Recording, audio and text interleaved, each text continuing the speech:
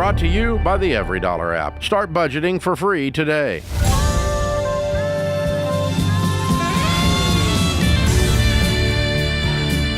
Live from the headquarters of Ramsey Solutions, it's The Ramsey Show, where we help people build wealth, do work that they love, and create actual amazing relationships. Thank you for joining us, America. We're so glad you're here. Open phones at 888-825-5225. Number one best-selling author and Ramsey personality, Jade Warshaw, is my co-host today. Thanks for being with us. Alyssa is with us in Dallas, Texas. Hi, Alyssa. How are you? Good. How are you, Dave? Better than I deserve. What's up?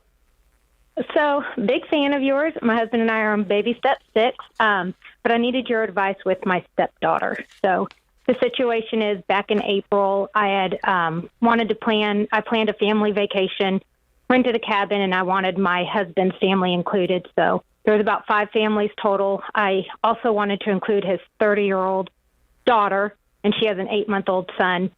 It was $270 per family because my mother-in-law paid for the majority of the cabin. So his daughter had paid me $170, leaving a remainder of $100. 5 days prior, she kept asking how to budget for the trip. I felt like she was trying to get me to offer to pay for the remaining $100 and plus the expenses that she was asking about.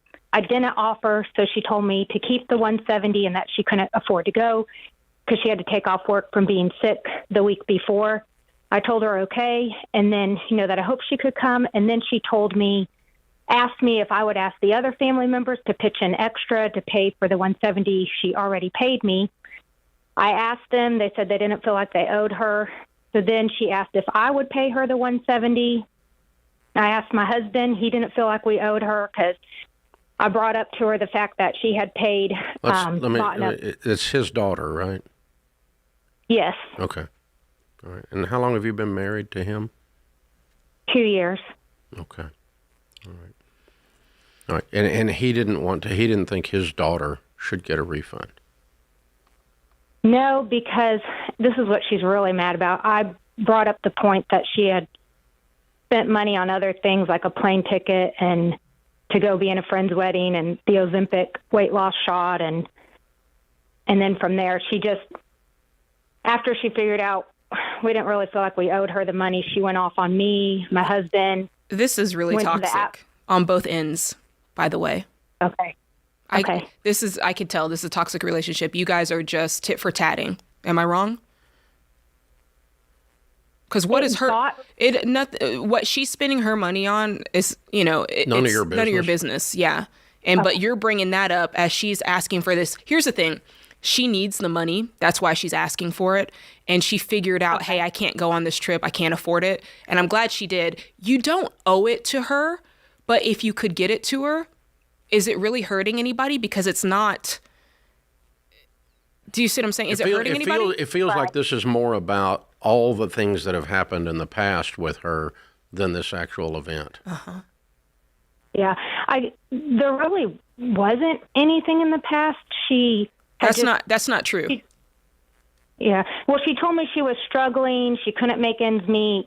But then we see the way she spends. No, I'm talking about for the last 8 years, her dad has observed her misbehavior, and he's like, I'm not chiming in on that, no refund. Independent of you. Right. So I'm thinking this is about the past more than it is the actual situation itself. It's her pattern of living that nobody, the other family members, including your husband, wants to endorse, and you're new to this problem. Only 2 years have you been observing this dysfunction. Yes. Yeah. And so, you're not in a seat to give her advice about her spending, obviously, because she didn't take it. All she took was offense, because you're not sitting in a seat of love or a seat of respect or a seat of where she's asking and values your opinion. She simply wanted her money back, and you started teaching her about her money. Wrong. Right. That doesn't work. That pisses anybody off, by the way. So that's unsolicited. My grandmother used to say, those convinced against their will are of the same opinion still. And so that's what you were trying to do. And so, I don't think you owe her the money back, but you do probably owe her an apology for interfering in her life. Okay. You went there. I mean, if you wouldn't have spent money on this and this and this, you could have come. Bridesmaid thing and the drugs and no, just leave it alone and go on and just go. We've looked at it and we don't want to pay you. We don't want to do this. It's not that much money. Well, that's the thing. Like, let's think of it. You said there's 5 families going. So essentially, if we run this backwards, what you're saying is that if she hadn't agreed to go, nobody would have agreed to go. Because that's saying, well, if she doesn't pitch in her 170, the rest of us can't go. No, they just didn't want to refund her because of the way she acts. I get it. I really don't blame them for that. She didn't ask us. She told me to keep the 170, and then she asked me to ask them. Then she said, well, I'm not paying you the 100 I owe, and you owe me it was just more of a, and then it got ugly. Yeah, it was entitled. Yeah, like she said, you pay me the 170. I wish it was more like, hey, I'm struggling, I can't do it, can you? Then I would have been, because I've been very generous with her in the past, and I'm really easy to sucker, but you got to sucker me. Don't say, I'm not paying you, you owe me. Yeah, don't sucker me, don't entitle me. And I guess, my son... I don't disagree with you. I don't disagree with you on that. If she comes at you, she bought 170s, what she bought. And so, yeah, I mean, I don't disagree with that at all. The only thing is that it feels like she's there's all these other family members that she's on the outside edges of the rings of this family already. Mm-hmm. She already feels like an outsider. Yeah. And this just drove a stake in that. It feels like, just listening to the story. I don't know. I just want to make sure they weren't holding it. $170 to me. Right. I just want to make sure they weren't holding it for spite. Like, you told us this, and this is what you do, and so we're going to hold it. I think her dad said, this is a pattern of hers. She pulls this crap all the time. We're not playing. And you put the deposit up and play adult games, get adult results. Yeah. And I don't think he just said enough. I mean, it's her dad. That is true. If it's a stepmother, you could think maybe there was some more spite. But true. I think dad just looked at it and went, yeah. And the other family members are like, I have no responsibility for her. Of course I don't. And then it lands back on Alyssa. And then when she came at Alyssa went back and went, yeah, but you bought an airline ticket. That's true. And you got this prescription and you got these other things you could have, it's a matter of choices and you're making bad choices. Tone matters. But I think the girl, I think you're right. The girl's hurting financially. Yeah. And she's not very good at relationships. Yeah, all the tones were off on this one. If she had asked in a better tone, if it had been received, I feel like tone is what messed up this whole transaction. And patterns of living that I'm not going to give a drunk a drink. That's true. I'm not going to reward this continual flightiness and irresponsibility and impulsiveness. And I'm not responsible for your lack of maturity. That's her dad. I can hear it in my head. This is the Ramsey Show.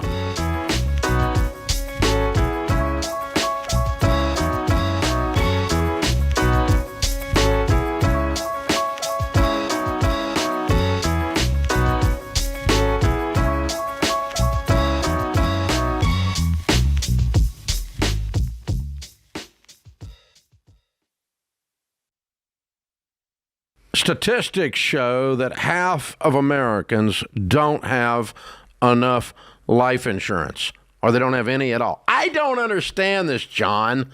Why don't people want to take care of their family? They think they're going to die or something? Well, I used to be one of those guys. I didn't even think about it. And one of my buddies said, hey, the only reason to not have life insurance is if you hate your wife and kids.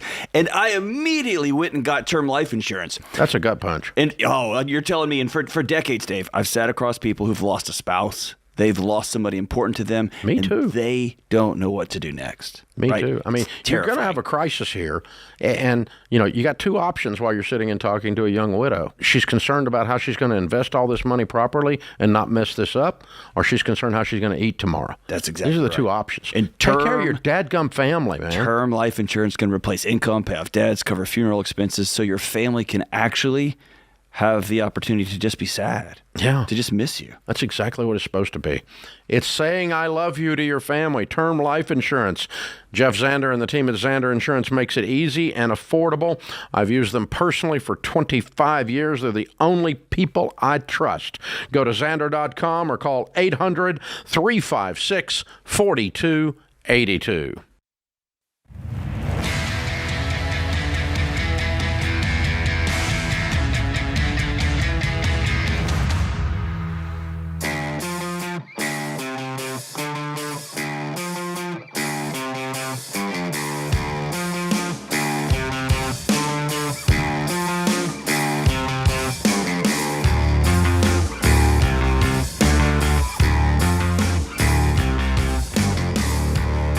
Don't miss your chance to join us on the Live Like No One Else cruise. And don't put up a deposit because I won't refund it if you're not going to go. That's a fact. Following that call, I do a cruise ad with a deposit. Anyway, it wouldn't be with me anyway. It's with the cruise line, so you have to deal with them. There you go. Because I love you, and I'd probably give you your money back. Not really. But anyway, I'd leave it up to the cruise line. So seriously, there's not that many cabins or suites left. If you want to come, we're going to be doing this March the 22nd through the 29th. That's next year, of course, 2025. We're going to Turks and Caicos, St. Thomas, Puerto Rico, the Bahamas. 100% of the Holland America first class, almost new ship will be Ramsey people. It's going to be like a huge baby step 4 and beyond party on the seas. Lots of baby steps millionaires, lots of debt-free people screaming, lots of us doing events on the boat, talking about all kinds of things. All the Ramsey personalities, Dave and Sharon will be there too, me and my wife the whole time, plus Manit Chauhan from the Food Channel, Stephen Curtis Chapman, Dina Carter, and many others. We've got all kinds of lineup on this thing. It's going to be a lot of fun. Just a handful of cabins. You can still get one, and you can put down the key $600 deposit to secure your cabin. I don't know what the refund is on that. You'll have to check. All joking aside. And check it out at RamseySolutions.com/cruise. It's the first time we've actually done one of these. We attempted to do one, and there was this little thing, this little disease thing going around, and it kind of ended the cruise back there a while back. Fauci pandemic. Yeah, the Fauci pandemic got us. And so, anyway, we're back on the high seas now, and we're rocking, and here we go. It's gonna be a lot of fun. I'm just glad Sharon's coming to keep you in check. Yeah, there you go. There you go. Because I'm known for being out of check. There you go. Bria is with us in Seattle. Hey, Bria, what's up? Hey, thanks so much for taking my call. Sure. How can we help?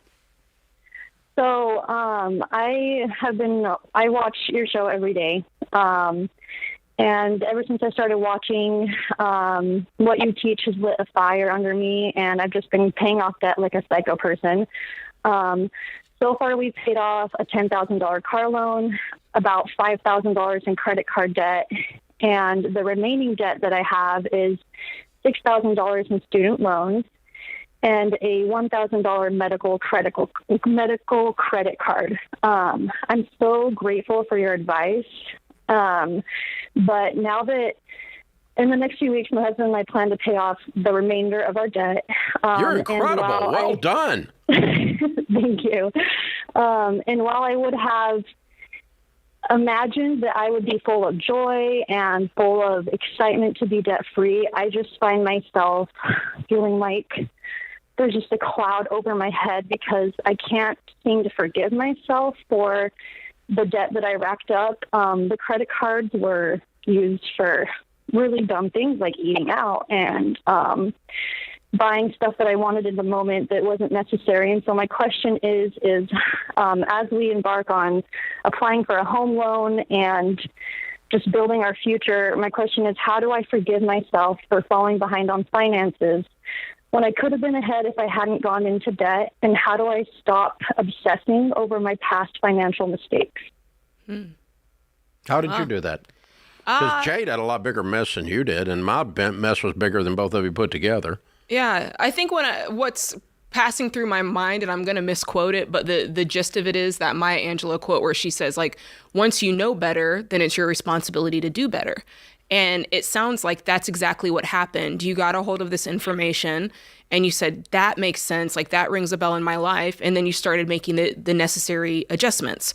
And so I know for me, that was a lot of it. A lot of the mistakes I made, and I'm not saying this to make an excuse per se, but I just didn't know. I didn't know what I was doing.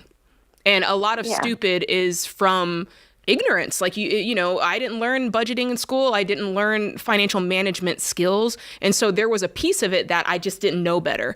But the key is once you do start to know better, if you don't start to do it, then it becomes, it's your own fault. And so in your case, you're like, listen, I took this advice and I started running with it, and it's still very new for you. And there is a piece of this where you still have a longer period of time where you made the wrong choices, therefore you don't trust your judgment, then you've had time where you've been making the right decisions. And I think the longer that you continue to walk down this road and it kind of starts to even out and you start having more years behind you where it's like, okay, I'm doing the right thing, I can trust my instincts. Some part of that is just time passing, and then you just choosing to say, hey, I didn't know, I know now, I'm changing my life. And a lot of that is just you choosing that every single day to go, all right, I'm a person who understands it, I'm a person who's responsible, and that's who I am now. And that's how you view yourself. Yeah, I like that. The way you rebuild, let's say you violated trust with someone else, not with yourself. How do you rebuild trust with someone? It takes time, and it takes a pattern of not doing the thing that broke trust ever again. Right. And so, we have calls on the air here that sound like my husband quit doing alcohol 3 years ago, and I'm having trouble trusting him, or three months ago, and I'm having trouble trusting him with money. I'm like, well, you should have trouble trusting him with money. He's been dry for a whole 3 months. That's reasonable. Mm-hmm. But if you call me up and say you've been dry for 3 years or 10 years and you're having trouble, now that's on you. That's not on him anymore, because he's demonstrated a pattern of not returning to the bottle. When you're just demonstrating a pattern of not making the same mistakes, as Jade said, then you build trust with yourself. You're rebuilding trust with yourself. And so I have done so many different things, financial and otherwise, especially in my stupid, misspent hillbilly youth, that no human should do, but I did them, and Jesus forgave me in any way, even though there's no reason. And I can just kind of sit in that and not even understand that level of grace. And it took me a long time to get really comfortable with the windshield is a lot bigger than the rear view mirror for a reason. That's grace. The rear view mirror is small. You look in it and make sure that nothing's coming up from behind. The past is not coming up to bite you again. You're looking in the rearview mirror to adjust your course to make sure you stay on track and never go back to some of the stupidity again. Mm-hmm. But the big window is the windshield. The rearview mirror is small because you don't have to spend much time looking back. You spend most of your time looking forward. That is forgiveness. Mm-hmm. And once I walked into that, this sounds kind of goofy, but I forgave myself a lot faster than Sharon forgave me. She's still working on it. No, I'm kidding. She's not. I'm kidding. But there's truth to that. But I mean, she was a terrified young mom with 2 little kids, and the water and the electricity got cut off because of my stupidity in handling money. Not her fault at all. And so anytime that I even have that facial expression or that body language or that tone around something we're discussing that reminds her of that, and it's been 30-something years, that wound inside of her spirit can open right up again, and acid can gush out, but it doesn't happen hardly anymore. But I got to tell you, in the first 8 years, 7 years after going through that, it took her a long time to trust me again, and with good reason. Absolutely. Because I was not trustworthy. The more trustworthy you are, the more you are worthy of trust, the more you can say, that other person did that. Mm-hmm. I'm not identified as the worst thing I've ever done. That's right. That is not my identity. It's just something I did. And with every new choice you make, you're building that new identity. Yeah. I met a guy who has a fabulous life. He's very successful in business and very neat young man, great dad. When he was 18, he robbed a bank. You don't hear that every day. Okay. Yeah, but he's a completely different human being now. You know, he served his time, a completely different human being. And so, yeah, you just small mirror.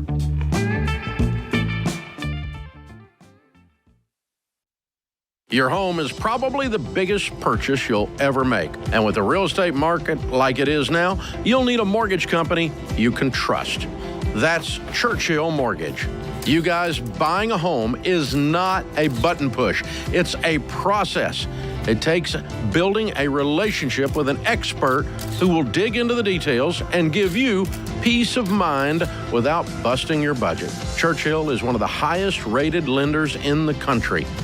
And they're Ramsey trusted because they do what's right for you. Go to churchillmortgage.com to get started.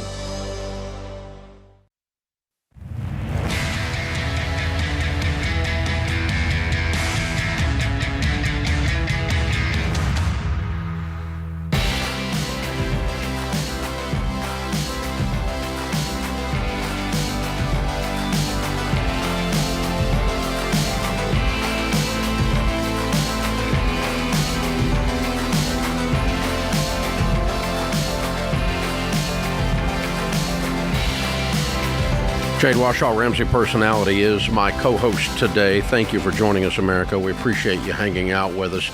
Jawan is with us in Springfield, Illinois. Hi, Jawan. How are you? Good. How you doing? Better than we deserve. What's up? Hey, so I'm trying to figure out my best course of action. Right now, I'm trying to get a second job so I can hurry up, pay off all this debt, so I can get a down payment, get married. But I do have a kid on the way, 9 weeks to go. We have 2 children at home. And my girl, she wants me to not work as much. But, like, right now we're in a situation to where the current living situation, I was paying $900 a month for rent. But how everything's going, I could possibly be paying $0, but moving somewhere else into like one of those housings. So what I'm trying to do is I just want to work as much as possible, pay off all this debt, build up a nice emergency fund as soon as possible, and then just get out of there. So I'm just trying to figure out what's my best course of action because I want to keep the gazelle intensity. What kind of work do you do? Right now I'm doing HVAC. I just got hired on probably about 3 months ago.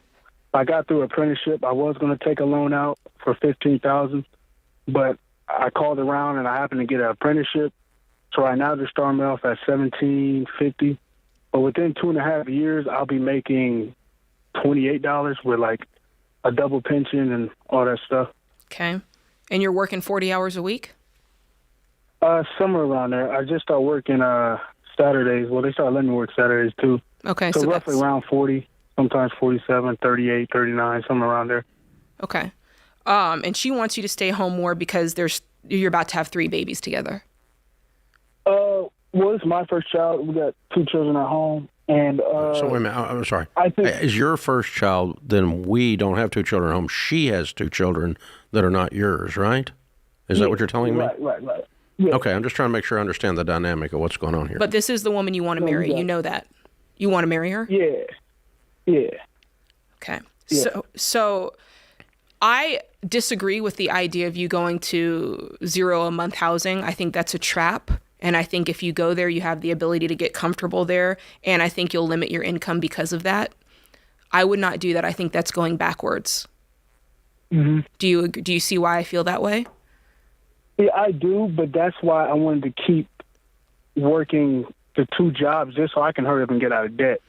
How much debt do you have? Tell us your debt. I mean, because I was paying, because right now where I'm living at, I'm literally making just enough to pay all the bills. Mm-hmm. When's the wedding?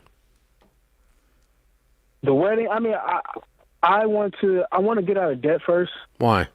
You said why? Yeah. Babies are a bigger deal than debt.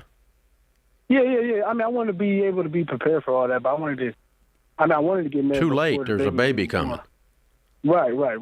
And when we say, just to clarify, when we say get married, like this could be you going down to the state courthouse and getting your marriage license. And, I mean, that was the. That's the goal.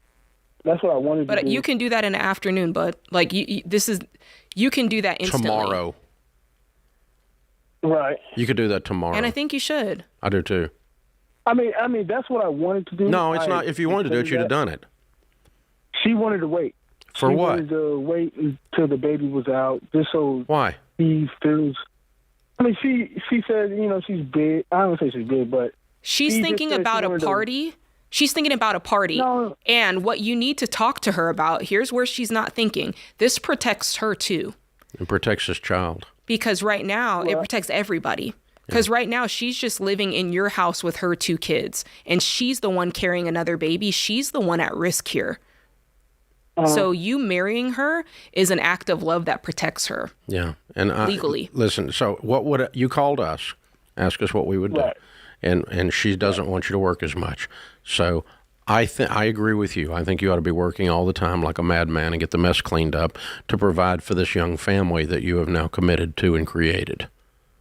Okay? Good. So you have a child that's yours and 2 stepchildren.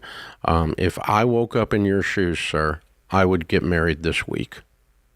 And if we want to have a party later when she's not carrying a child and not, you said big, not, she wants good, nice pictures or something, that's fine. We'll have a party and a celebration later. But let's get married and establish for this child, when this child is 30, you can look at them and say, when you were born, we were married.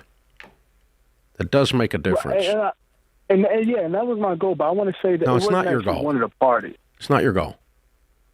Okay, if it was your goal, you would have already done it. Okay, you're calling me up trying to get out of debt with gazelle intensity, and you're crawfishing like nobody I've ever seen on getting married. So, if I woke up in your shoes, I would go get married. I think that's a bigger part of the discussion here than whether you work a few extra hours in the next 9 weeks. I think so too, because and then it's also we're talking about who this person is in your life. Because if you call me and tell me it's a girlfriend telling you to work less, I'm going to say she doesn't have a vote. But if she becomes your wife, there is a vote. I still think that she would be incorrect. You do need to work, but at least she gets a half a vote because she's the mother of your child.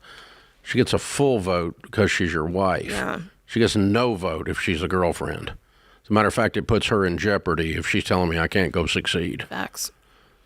We might put her on the street in that case. So, for real, I'm not hanging out with somebody telling me not to win.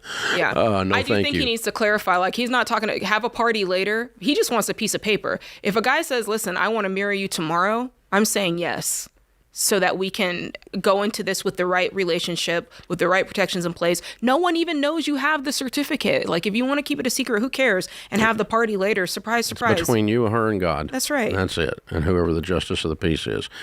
That's what I would do, because it sets up then, okay, now my wife and I and our baby on the way and her 2 children from a former relationship are our family unit.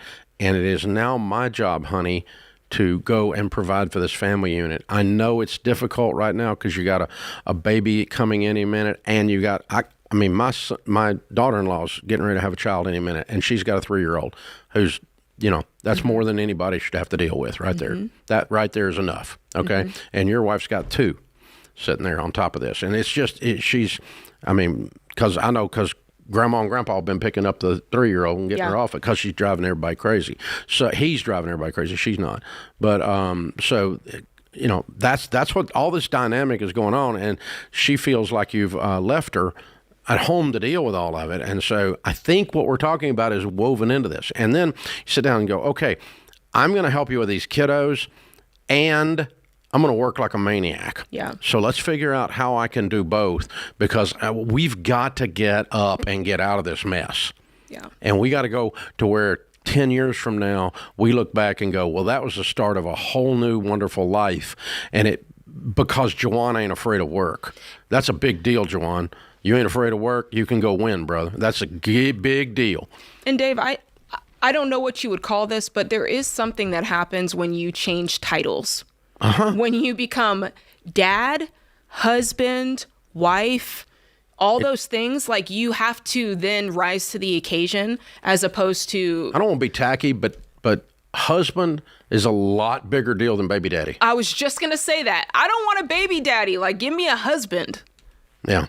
And you know what I'm saying? I mean, and I don't want a baby mama or whatever you call it. Mama. No, thank you. I want a wife. I mean, I want to be joined in partnership to go live the goals into the future. Yes. Step into a vision, step into a dream. And kids want dad, not Jawan, not, you can just call him by his first name, right? Yeah, no, they want dad, papa, dada, all that. Yeah, I'm a dinosaur. That first name thing's tough for me. I know. It's hard. Yeah. My kids didn't do that until they came to work here, and we made them start calling me Dave so that it didn't freak out the rest of the employees. But other than that, oh my gosh. This is The Ramsey Show.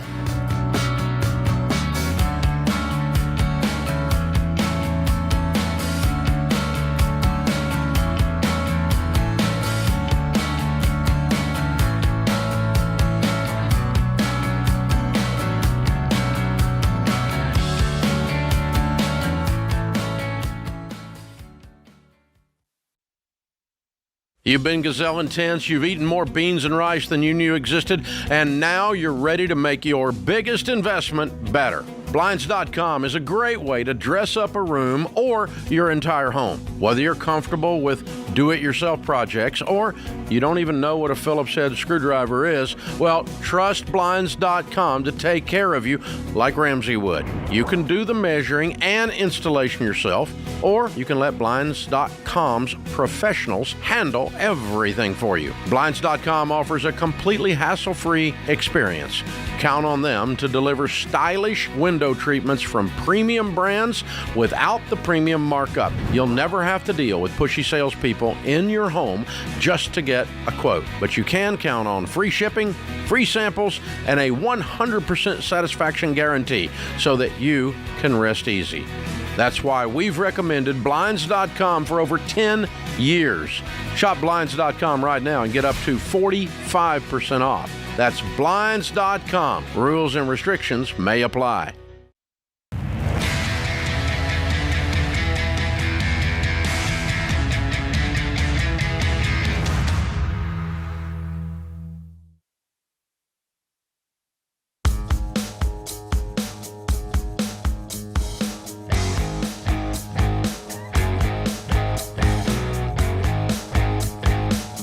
Jade Warshaw, Ramsey Personality, is my co-host today.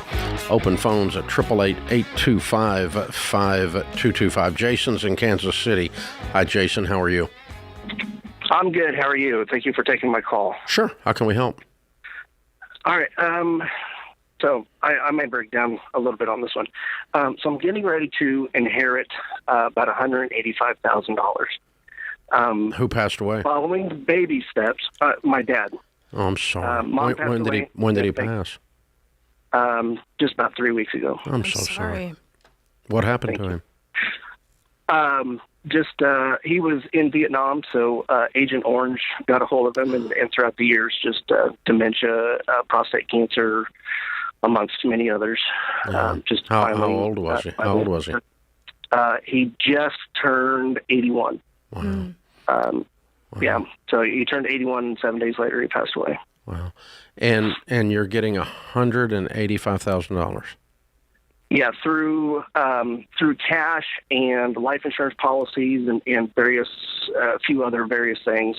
Mm-hmm. We're estimating it somewhere between $170,000 to $190,000. So about 185 is pretty close. Okay. And I interrupted you, but I wanted to know more. Thank you for sharing that. I'm sorry for your loss. I appreciate that. So my biggest question is, I'll start with the question and then we can go from there. My biggest question is, when it's all said and done, after following the baby steps and everything else, would it be acceptable to take some of that money and purchase a newer truck? I currently have a truck that I owe about $4,800 on it still. Our only other debt is about a $2,900 credit card. we'd be able to have a fully funded emergency fund. I've been doing a 15% investment for quite a while. We adopted 2 kids in 2022. So the state gives us a subsidy from there. 100% of that subsidy is being set aside in the 529 for their college. So that puts us pretty close to step 6. What's left is not quite enough to pay off the house. We plan on investing quite a bit. We plan on setting some money aside for future home improvements. And so my question is, would it be acceptable to purchase a want at that point? If you're in 4, 5, and 6, a want is acceptable. Okay. But you've not been following the baby steps, and you're still not following them with what you're outlining. So let me go back and clarify. Okay? Yes. You don't have an emergency fund in place yet, correct? We've got about $3,000. You don't have an emergency fund in place yet. And you started baby step 4 without that being done. So you're not following the baby steps. Yes. And without paying off you've got debt of $2,900. So you've not been following the baby steps already. So if you want to follow them, we can show you exactly how to do that. But then you've got to say, that's what I'm going to really do. You can't sorta. You either is or you isn't, okay? And so you isn't right now. So first thing is we pay off the $2,900. The second thing is we fully fund the emergency fund. And then, as you said, 4 and 5 are already underway, which brings us to 6. But what we teach is when you're in baby steps 1 through 3, which is getting out of debt and having the emergency fund, you're intense and you don't buy anything. You don't do anything until you get the emergency fund in place and are out of debt. Now, you're going to accomplish that in one fell swoop here. Then when you're in 4, 5, and 6, you move from intense to intentional, and that's when you would use some of your money to upgrade a truck, buy a couch, go on vacation, and put the rest towards baby steps 4, 5, and 6, the house, not invest some of it. Now, what's this home repair or remodel future thing? We had thought about, upgrading some landscaping. They're basically more or less wants also. To what kind of a number? We had debated about $50,000 of landscaping. No. Just I'm talking total home improvements because we're looking at possibly redoing the driveway. There's painting or siding. Some new gutter. All right, that's fine. All right, so let's walk back. Let me walk back through this. Okay, $2,900 is there only debt other than your home, correct? No, the truck, right? I still owe $4,800 on the truck. That's right. Okay, so yes. All right, so we pay off. Let's just round that and call it $10,000. Okay, you're debt free, and then you need another $15 in your emergency fund. That's $25 out of the $185. That puts us at $160, I think, out of $185. I just spent $25 to get you through baby step 3. $160. What's the balance on your mortgage? $181 and change. Okay, and what is the truck worth that you're driving today? I've blue booked it anywhere between $9,500 to $13,000. All right, let's call it 12. And if you get 12 for it, what are you going to buy? What price range? I was looking for less than $40,000. What's your household income? Last year I made 106. This year I'm looking at anywhere between 110 to 115. What's your wife's car? She drives a Dodge Caravan. Yeah, this is 40's too much. You don't need to have more than half your annual income going into things with wheels and motors. And you will have more than that with her van, and your 40 truck will be more than half your annual income. So we need to back your truck down to 50 minus her car value. We'll call her car value 10 for the fun of it. That would put you at 40. But 30 is going to be fine. That's enough. So I'd move you into a 30 truck. So you need 18 more to do that because you got a 12 truck. Okay. So we're going to upgrade by 18 or $20,000 in truck. We'll make it 20 for the fun of it. So I can keep this in my head. So 160, that's 140 left. And then if you're going to spend $40 on the landscaping and home improvements, that leaves you $100 to throw towards your mortgage, and you only owe $80. Okay. You don't do investing. You throw all money above 15% at baby step 6 and above lifestyle. And you're using some of this for lifestyle, a little bit on the house and a little bit of upgrade on truck. And you're cleaning up some of your earlier baby steps right quick.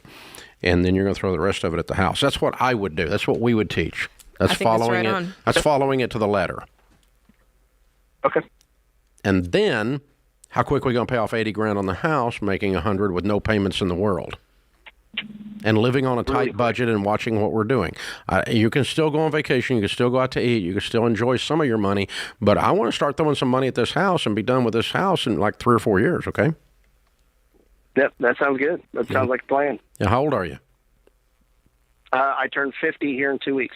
Okay. And what's the house worth?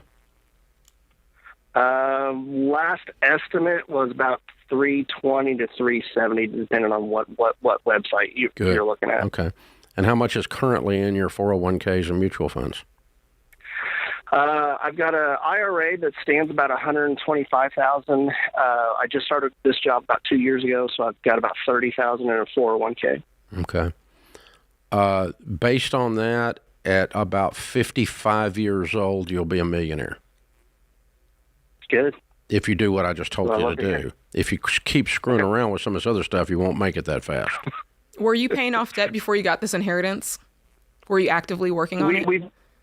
We've gone back and forth. We've been debt-free before, and then we've kind of made a few mistakes, and then we very quickly scrambled to get back out of it and stuff like that. So yeah, you're going to have to pay careful attention. You're going to have to pay careful attention going forward that you don't get sloppy, because... Yeah, brace yourself for a guilt trip. Are you ready? Yeah. You got a hold of something? Yeah. Okay. If you go back in debt after this, you're dishonoring your father's memory.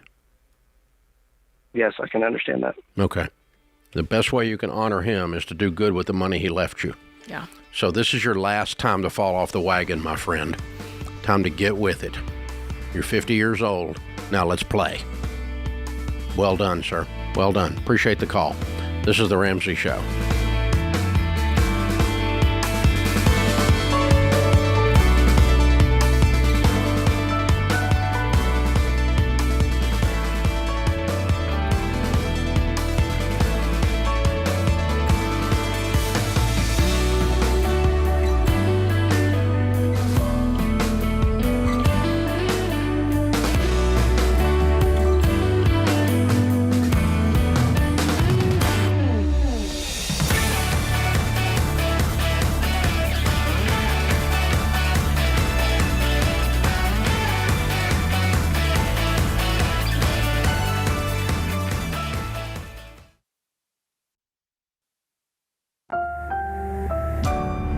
Brought to you by the EveryDollar app. Start budgeting for free today.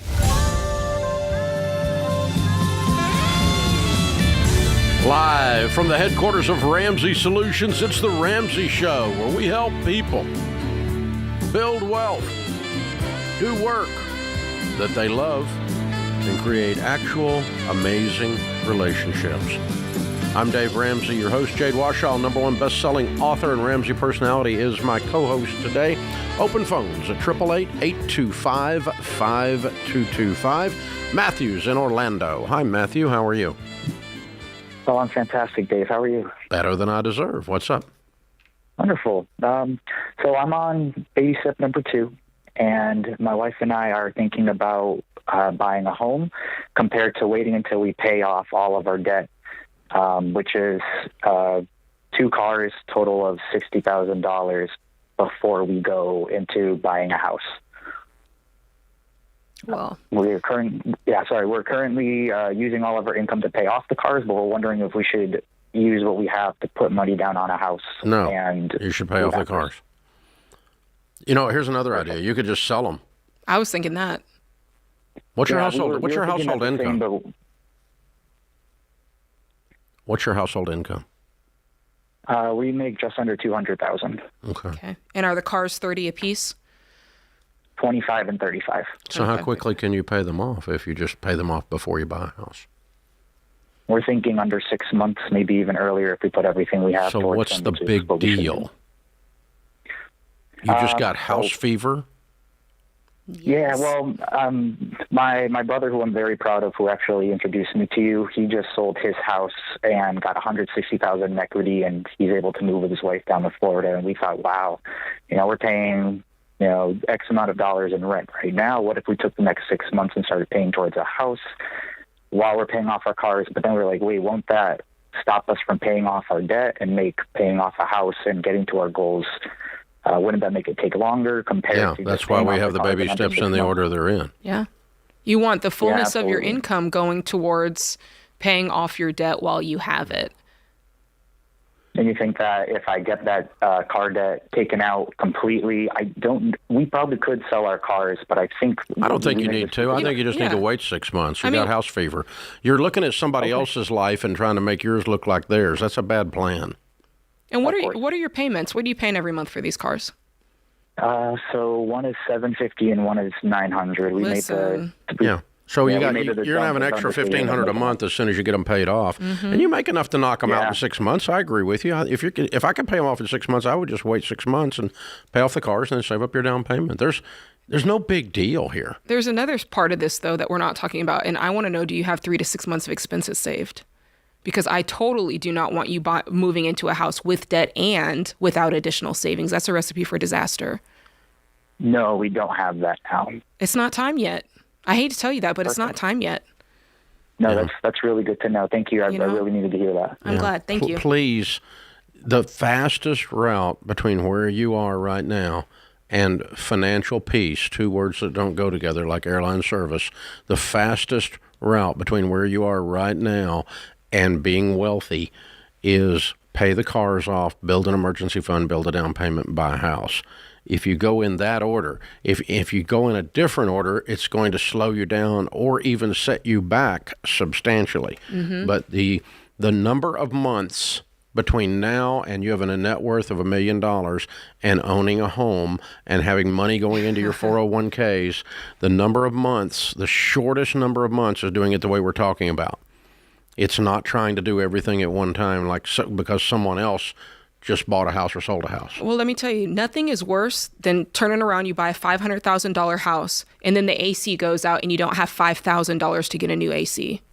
That is backwards. Yeah. And so when you move into a home and you don't have an emergency fund to cover the things that will happen eventually, right. You thought the leak was fixed, it's not fixed. You thought the roof was good, it's not good. There's always something.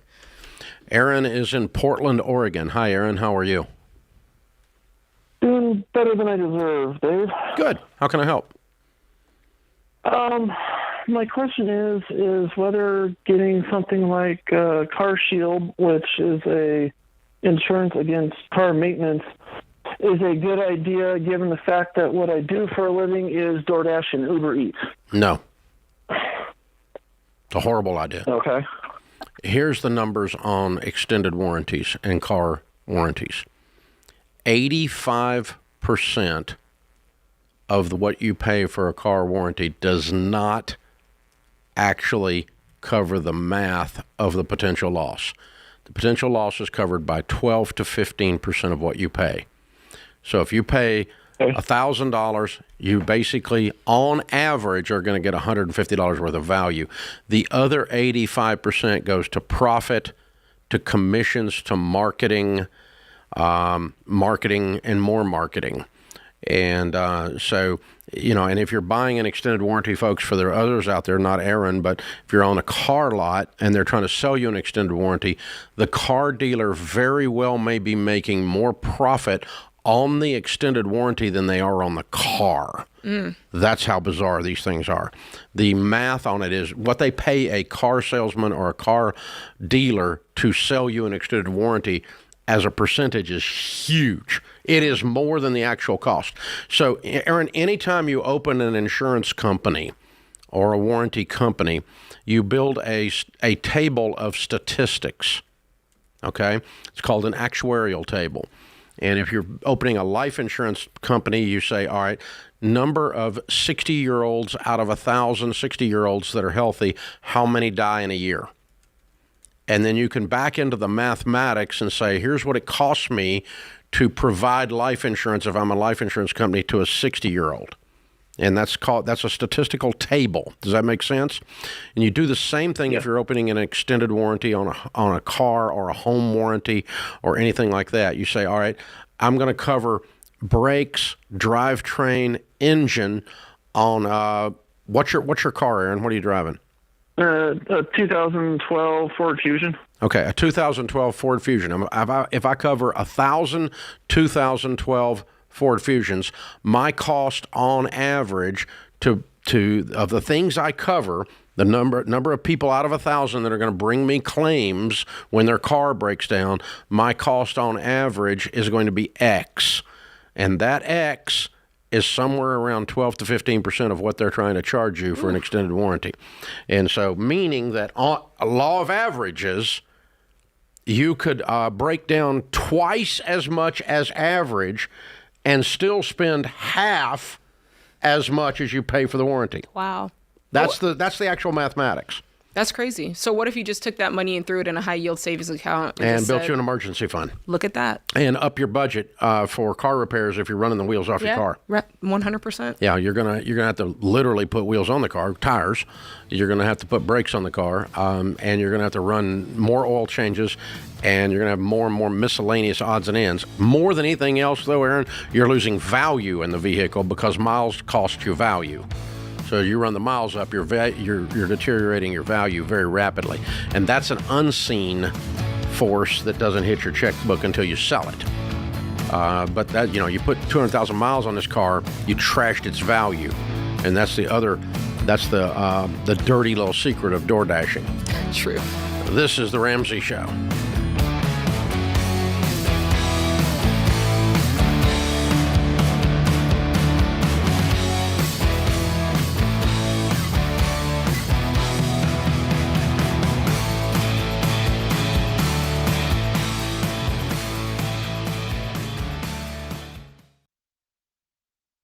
Hey guys, here's a quick math refresher. There are only 24 hours in a day. So you and your team need to streamline time-consuming tasks to focus on the activities that actually make money. Smart businesses are realizing that to reduce headaches as they scale, they need NetSuite by Oracle. NetSuite is the #1 cloud financial system, bringing accounting, financial management, inventory, and HR into one platform. With NetSuite, you reduce IT costs because NetSuite is cloud-based. You cut the cost of maintaining multiple systems because you've got one source of truth. And you improve efficiency by bringing all your major business processes into one platform, slashing manual tasks and errors. So join the 37,000 plus companies, including Ramsey Solutions, that have done the math and are boosting their efficiency with NetSuite. And right now, download NetSuite's popular KPI checklist designed to drive the right behaviors for your business absolutely free at netsuite.com/Ramsey. That's netsuite.com/Ramsey to get your free KPI checklist.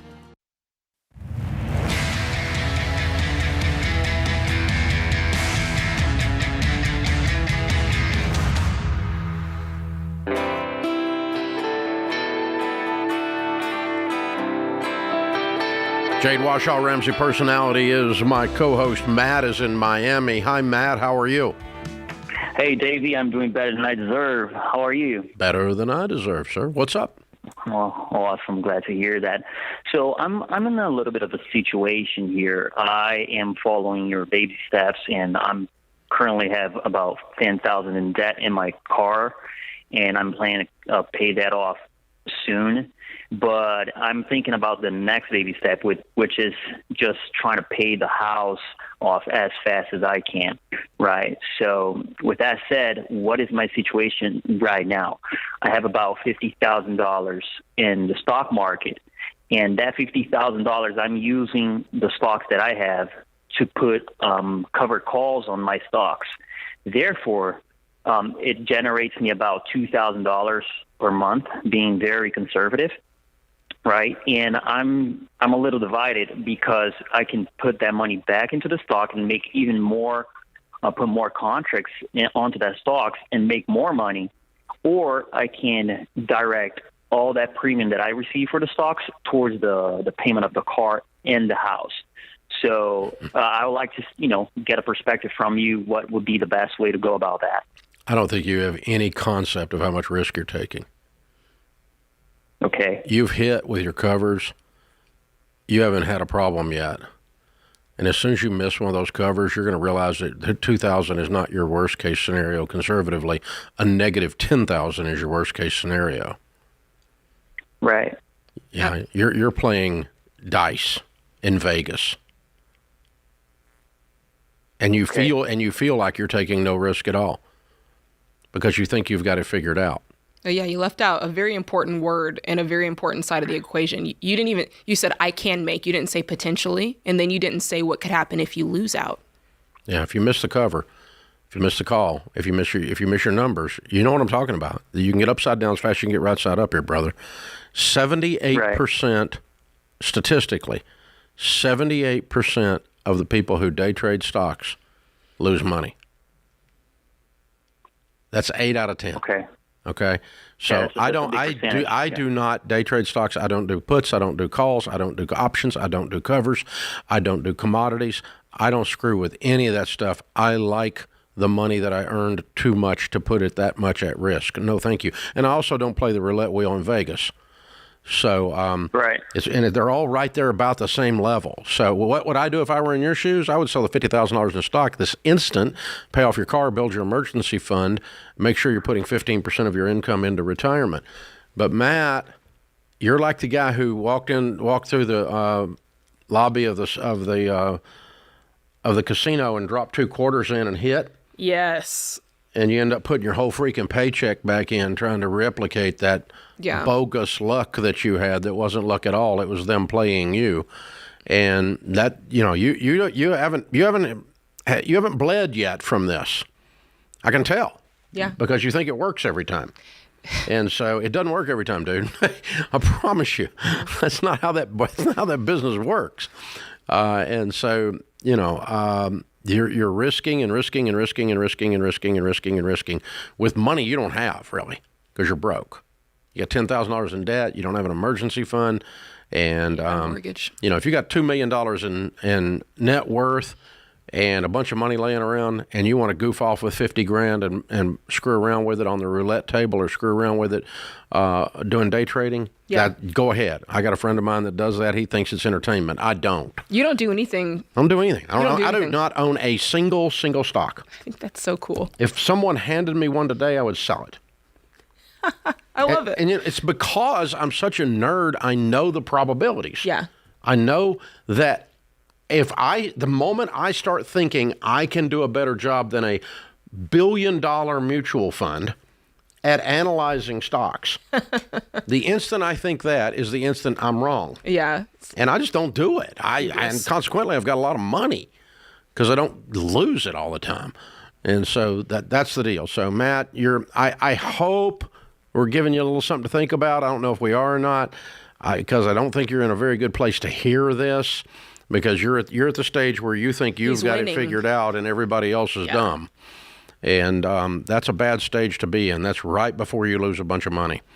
So I hope I can just scare you a little bit and you'll go ahead and stay away from this, but I don't know. Usually you got to lose some to figure it out. Or at least I lost $5,000 on a gold option. I took an option position on gold back before I went broke. And I had some money. I had a lot of money flowing in. I was in my 20s, and a buddy of mine came to him and he goes, "Hey, this guy's been picking these gold prices, and we'll set our option number."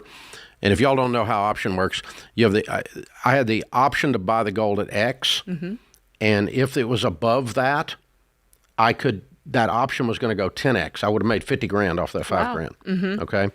And if the option number doesn't go above that, you lose 100% of what you put in. Yeah. So it's I don't get $5,000 back. I either get $50,000 or zero. Oh, God. But this guy hit 12 times in a row. He predicted the option prices.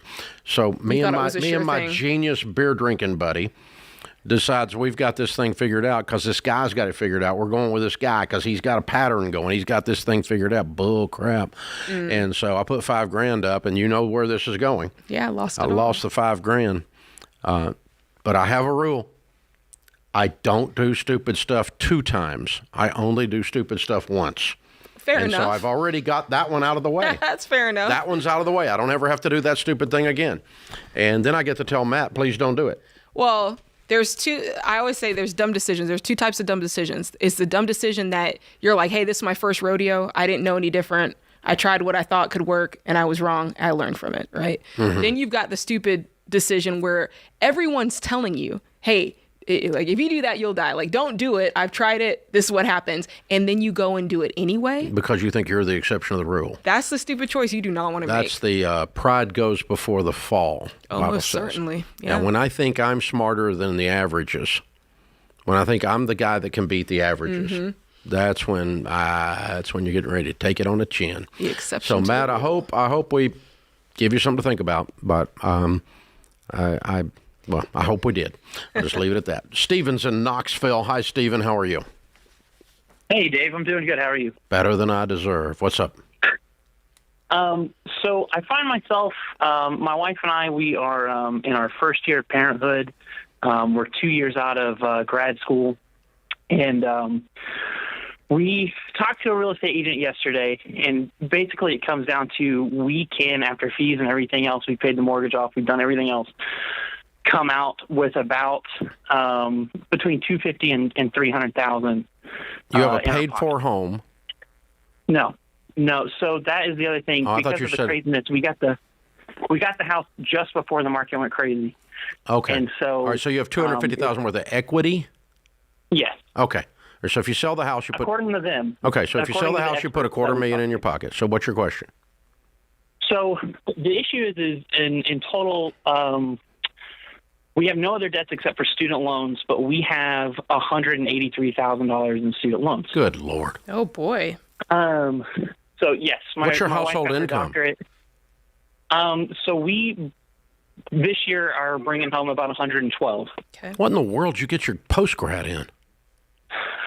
So my wife, I got mine in advertising as an undergrad. I only have about $13,000 in student loans, and my wife has the rest, and she has her doctorate in psychology. So what are you trying to do? Sell the house to pay off these loans? Yes, she is working. But neither one of you are making much, huh? No.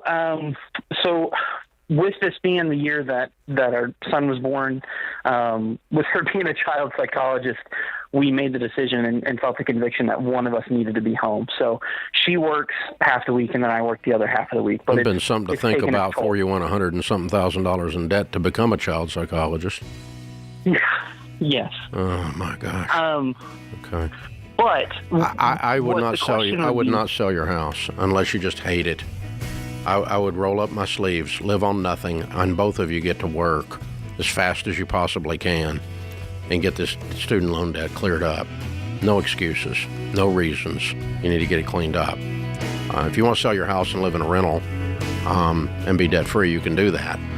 But you're still going to have to go make some money to justify the expense that both of you went to. This is The Ramsey Show.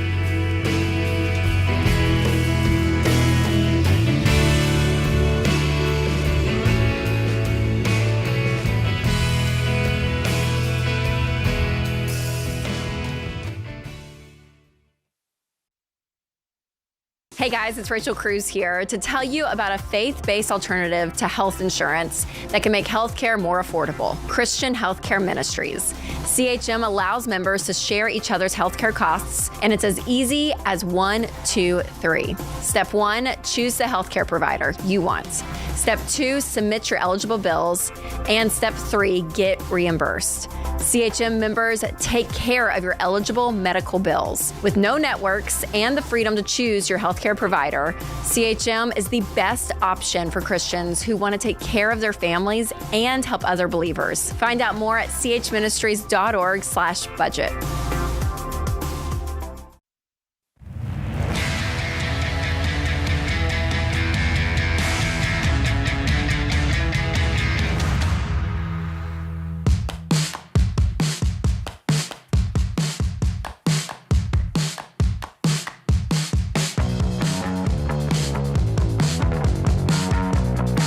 Buying a house in this weird real estate market is weird.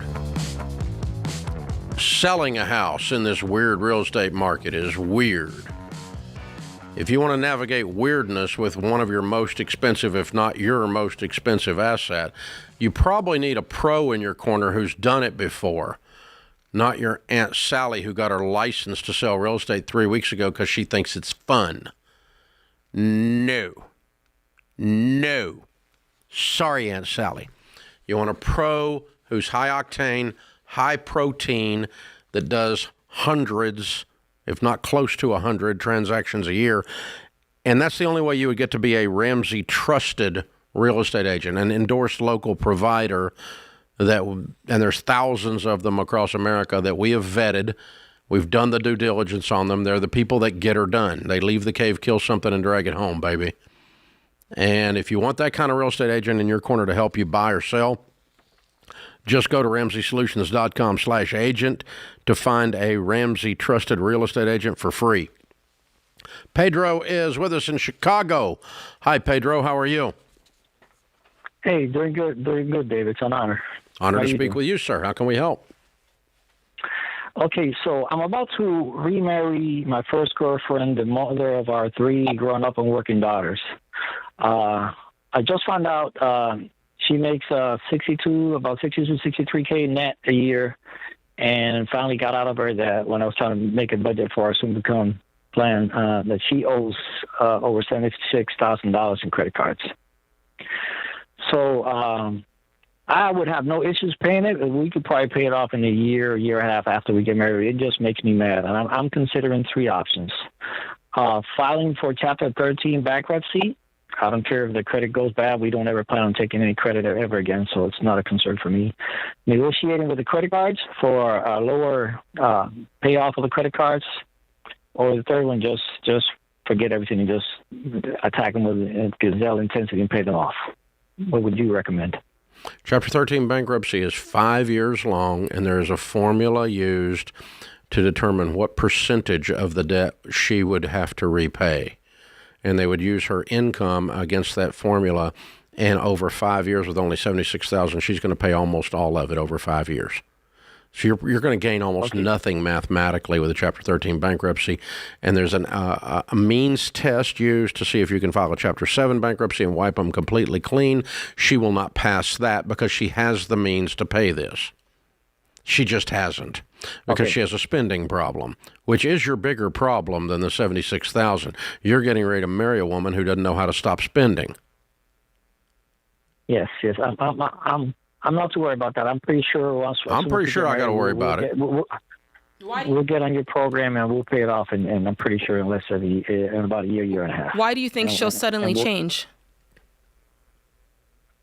I think she's carried this debt for many years, and she's been just unable to get out of it. But I've known her, and I'm sure she will be willing to do the program, get on the program, and just. Okay, you've talked to her about it? Absolutely, yeah. Yes. Okay. All right. Because I tell you that there's nothing in this story that tells me that she's going to be willing to do this or able to do this. So you must know something we don't know. Yeah. I'm just going. We're doing this the right way. We'll have one account, one budget. We're going in the whole program. So I know, but you can't muscle this if she's pulling against you. And so she's got. Has she said, I'm out of control, I need help, I don't know what to do, I'll do anything? Yes. Okay, that's called repentance, and that's a chance of turning this around. If she said, well, it's just the way life is, you're screwed. No. She's been crying, she's been carrying the shame for years, trying to get out of it without finding solutions. Okay. That's a different side, because when you first said you were mad. And that, so that's why I was trying to get to that He's mad side. at the credit card company for taking advantage of her. Gotcha. Yeah, my the credit card company is being able to lend people more money than they make in a year. I gotcha. Yeah. So, what would I do if I woke up in your shoes? I would put your income and her income together when we get married, as you said, on one budget, and I would list these, and I would work a debt snowball, and I would pay them off in a year. Okay. That's simple. Yeah, we can do that. That's simple. Do It's that. not about credit. It's about she borrowed the money. It's about your wife's integrity. She has the money to pay her bills. Mm-hmm. She should pay her bills now that she's marrying you and has a system and your income to add to it. And by the way, she had the money all along to do something towards this and to not continue to dig this hole. She's not a victim. She chose to spend more than she makes. She didn't make a lot of money, but she chose to not live on that to the tune of $76,000. And so, these are very concerning things in a second marriage, and you're coming back in, and sounds like a lot of years in between the two times you've been married to her, and a lot going on here, brother. You probably ought to sit down, spend some time, and do some good in-depth pre-marriage counseling and dig into this. And this money piece is part of the things that we discuss as we do that, just to make sure that we're I'm not saying you guys can't make it. I think you can make it because I think you're a strong dude. Mm-hmm. But I would want the information that a good counseling session or two would give me. So if we gave people listening, let's start with 3 questions to ask before you tie the knot. 3 questions, like three main points financially to discuss. My first one would be like, what's your philosophy around debt? Mm-hmm. Like, do you like debt? Are you interested in paying off the debt you have? Are you interested in going back into debt, or do you want to avoid it? That would be my first question. Mm-hmm. Mm-hmm. Second question probably would be something around the lines of, what's your philosophy on combining money? Mm-hmm. Is it yours versus mine? Is it ours? Do you trust me enough to combine? Like, I'd want to know about that. Mm-hmm. And I'd probably want to know their spending/saving inclination. Mm-hmm. That's good. I like those 3. You got anything to add? Or are we slamming the gavel? No, I mean, if you're gonna, like if I was coaching a 23-year-old couple that was engaged, mm-hmm. and they were going through a normal cycle of pre-marriage counseling, mm-hmm. which, by the way, increases the probability of your marriage lasting. If you do get married after doing pre-marriage counseling, because sometimes they'll break you up, but if you do get married after doing pre-marriage counseling, you have a very high probability of making it. Yeah. It adds the data on this is clear. Okay, that's true. So let me add that in there. But if you were doing that, and a good pre-marriage counselor, one of the things I would always put in there is a practice budget. Oh, that's good. Where you act like you're married and say, okay, here's all of our debt. Now it's ours. Mm-hmm. Here's all of our income. What does this month look like? And then that exposes what the philosophies are. That's good. On debt, on saving, on spending, and on lattes. And whatever. Yeah, well, everything but pumpkin spice, it's like, yeah. All right. So, everything but my nails, or I don't know. Yeah. Or what is the guy? Everything but me going hunting. I have to get a guy in there, right? Golf clubs. So I need a golf. I got everything but the club fees. I can't drop my club fees. Yeah. So I mean, you really get into what the deal is. All right. So. Yeah, a good practice budget, because we do know the numbers as well, and this is a very high probability that all the marriage data tells us if you're in agreement before marriage in detail on 4 areas, your probability of making it is in the 90 percentile. Money is the number 1 cause of divorce, money fights and money problems. So if you're in agreement on money, you got number 1 out of the way. That's right. Kids, how many to have and who runs the house after you have them? The kid or the parents? How we raise these. Yeah, how do we raise? Is anarchy going to be the deal here? Okay. In-laws and crazy people in the family. How are we going to deal with the extended family? Mm. Is mama still going to tell me how to cook? She bet not. Nope. And religion.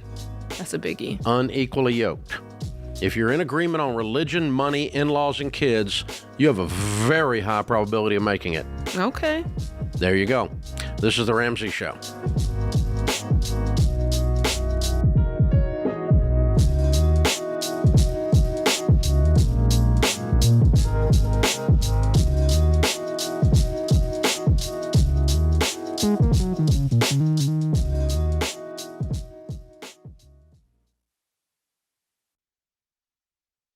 You know, it doesn't take a degree in statistics to realize that this one stinks. 93% of undergraduate private student loans are co-signed. So when you're delinquent and drowning in private student loan debt, mom or dad or Uncle Joe is stuck in that financial stress along with you. But there is a way out. Why Refi? Why Refi offers a custom refinancing option with a fixed rate loan based on your ability to pay. And the average interest rate Why Refi offers is 3.9%, which can significantly reduce your monthly payment and decrease your total cost. Why Refi refinances your defaulted private student loans that other places won't touch. And I trust them to help you get out of debt. So don't be another statistic in the student loan swamp. Contact Why Refi at 844-2-RAMSEY or go to whyrefi.com/Ramsey. That's 844-2-RAMSEY or the letter Y, then refy.com/Ramsey.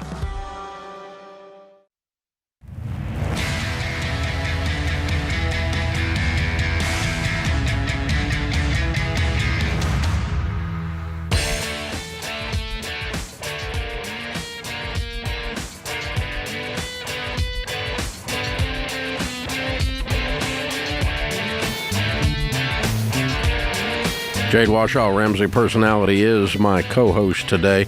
Our question of the day comes from Susie in Florida. She says, I'm at my wit's end with my husband's spending. We got married young, and back then I assumed the poor choices were due to his age. I thought over the years that he would learn from his mistakes, but he hasn't. He recently racked up $125,000 in non-housing debt, and it's not the first time. We've refinanced or sold our houses 2 other times to clear his debt. I'm embarrassed to admit that I found myself scouring the couch cracks for enough quarters to buy a gallon of milk. He recently maxed out his credit cards and then took out an annuity to pay them off. He has sold my paid-off car so that he could pay off debts. He comes home with something new whenever he pleases. About a year ago, I opened my own savings account. I'm afraid that our marriage will crumble and I'll need to move out. I even went back to school to finish my degree so that I could support myself if we separate. I have always stayed debt-free and saved what I could. I feel disrespected and fear that our family is at risk at all times. At this point, I'm so full of resentment and distrust that I'm constantly angry and anxious. What should I do? Well, yeah, you've got a problem. It's beyond a money problem. It's looking like a money problem, but it's beyond that. He's got a lot of problems. And the fact that you've already separated yourself to the extent that you have, you're looking at a life without him, and you're getting your education to do that. You're setting aside money to do that. So in your mind, there is a line that he's crossed a long time ago. And it sounds like you're in this position where it's like, once I get my footing, I'm out the door. And I don't know what you guys have talked about in way of counseling. You know, I kind of have this acronym when you're in these situations. I always say it's a SAFE acronym about keeping your money safe. And it's the S's. You need to seek counsel if you are experiencing things like A, addiction, abuse, F, financial infidelity, right? Those are the times that you seek counsel. And then from there, the E is you need to evaluate your options. What is it? Is it me having to separate funds for him in order to keep myself and family safe for a while until, the right counseling has taken place and we've seen evidence of change? Is it I've got to get myself in a safe environment if there's some sort of abuse? So it sounds like you've already started implementing that, but I don't know about the counseling. That's the one thing I haven't seen here. And that's going to be paramount for you guys if there's ever even a chance of this working out, because he's a child. And I'm wondering if you're racking up this kind of debt, Dave, correct me if I'm wrong, is something going on. $125,000 in non-housing debt, and this is happening more than once. I gotta wonder if there's anything going else with another lifestyle, if there's some sort of addiction. I just don't see how you can do that. And you're looking for money for a gallon of milk. Yeah. So, Susie, your marriage is over. Yeah.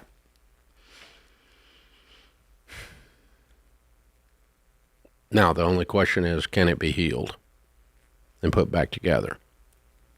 The only shot at that is to get some professional help. because I can tell from reading this that you're done, but you don't even realize you're done. She's done. Stick a fork in it. You're done.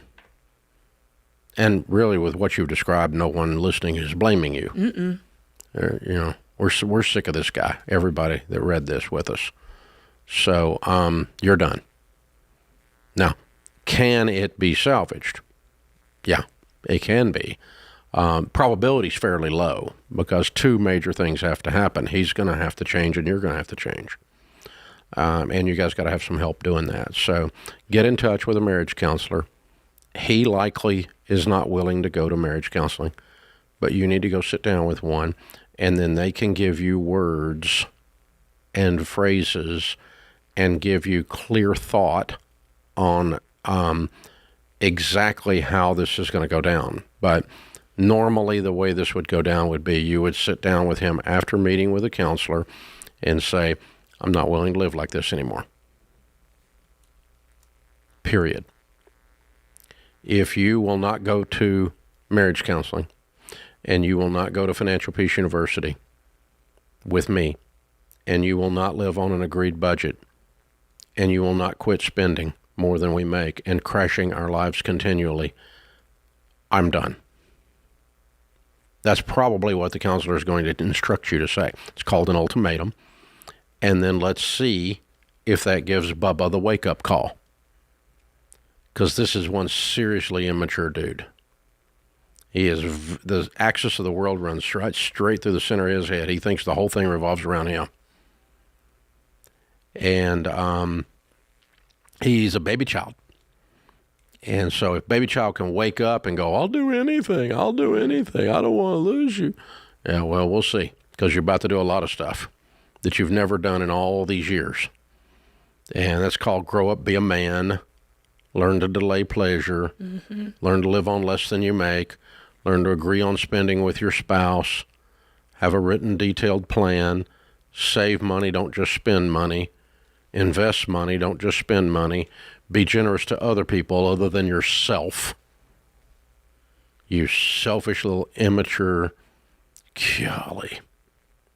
And so he's got a lot of changing to do, and you've got, you've put up with this for so long, you've become accustomed to crazy, and you kind of think crazy's normal, so you've got some changing to do.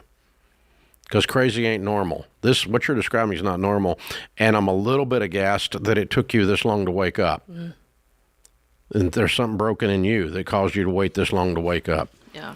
So sit down with a coach, a counselor, and because I'm guessing baby child's not going to go, and then you can go back home and explain to him with the TV off and the kids in the bed that this is what's going to happen. I'm going to pack up and I'm going to leave if you don't agree to these terms, because I'm no longer willing to live like this.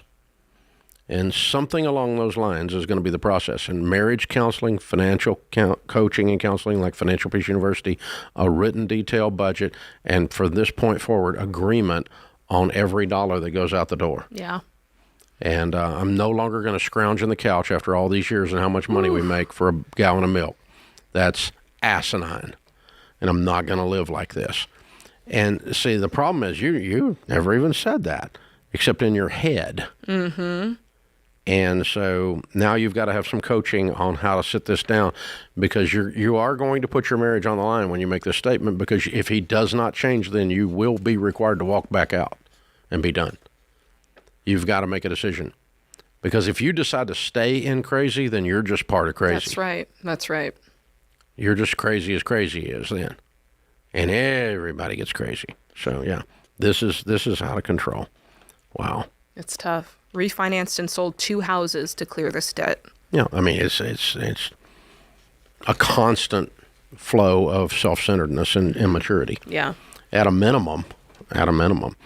Now, again, if you decide I'm going to be strong, speak my mind, and require reasonableness to live here, and he decides I'm going to go along with reasonableness and a plan, and we're going to heal this and turn this around, I've seen things worse than this. Yeah, all things are possible, 100%. But the choices that have to be made are very difficult on both sides. Number one, he's changing who he is when it comes to money. And then 2, he's just changing who he is. Yeah. And the money will be That's part true. of it. And then 2 for her, she's got to like, there's a side of her that the forgiveness on this is tough. And the ability to go, okay, we're starting a new thing. I've got to hold up my end of the bargain. I can't keep holding old stuff over the head, but at the same time, I have to let that like, that is a very hard line to walk. Yeah. Only counseling can help that. Yeah. But Susie, Jade opened up, and she's exactly right with the thing that your marriage is over. You've already separated yourself emotionally, career, savings account. You've already ended this in your head. You've just not actually had the courage to say it out loud, and you to yourself even. You've just taken these little steps to kind of like prepare as if there's a storm coming that might not hit. Well, the storm has already hit. The damage is done. You got to do it. You're going to have to deal with this head on, or it's your only chance of saving it. Wow, I'm so sorry, honey. What a mess. This is The Ramsey Show.